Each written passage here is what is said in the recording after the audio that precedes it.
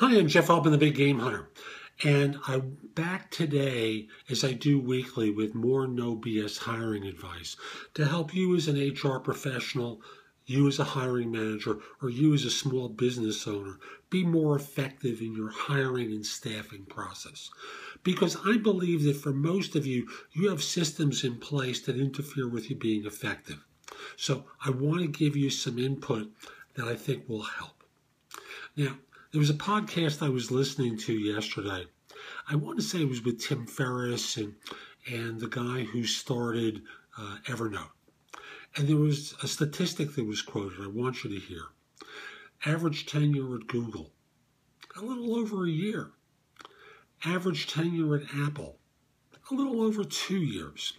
Now, you may go, what? These are great firms. Why are people leaving?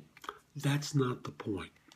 The point is, for many of you, you have the mistaken notion that people are supposed to work with your firm forever. And they don't, and they can't. Part of the reason they can't is if they stay with you, they're going to stagnate. And if they stagnate, if there's a point in their lives where they have to face you laying them off or work cutting back and they stagnate even more, they have no marketability.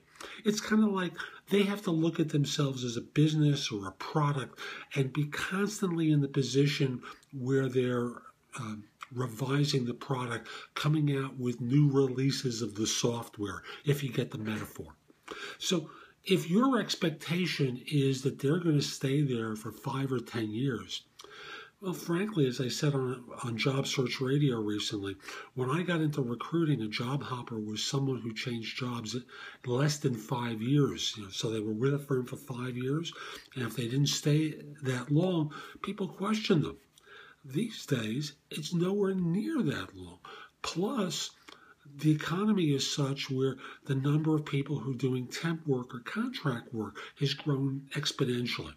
10 years ago, 6% of the workforce were contract or temp. Today, it's more than 30%. So I want you to start rethinking your attitude towards your employees.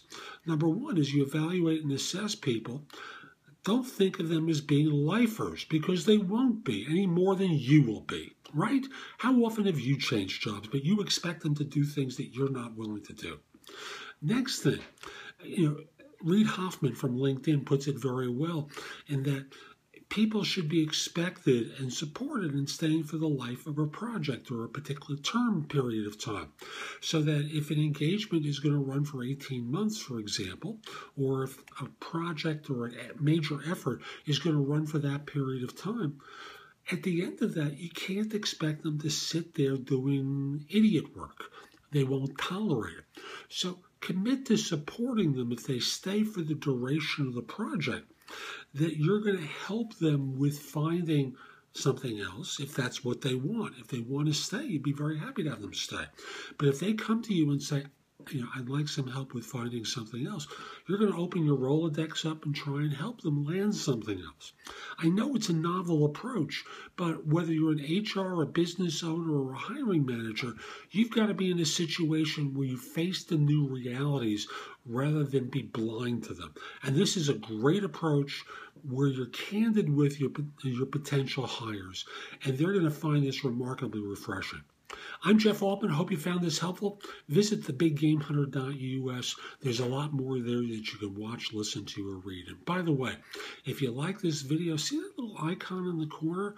Click it and you can subscribe to my channel here and get notices whenever I do a new video about hiring or a new video about job search. Also, if we're not connected on LinkedIn, send a connection request at linkedin.com/IN/thebiggamehunter. And if you're trying to do staffing anywhere in the United States, call me. My number is 646-374-8656, or email me at jeffaltman@thebiggamehunter.us. Take care. Have a great day.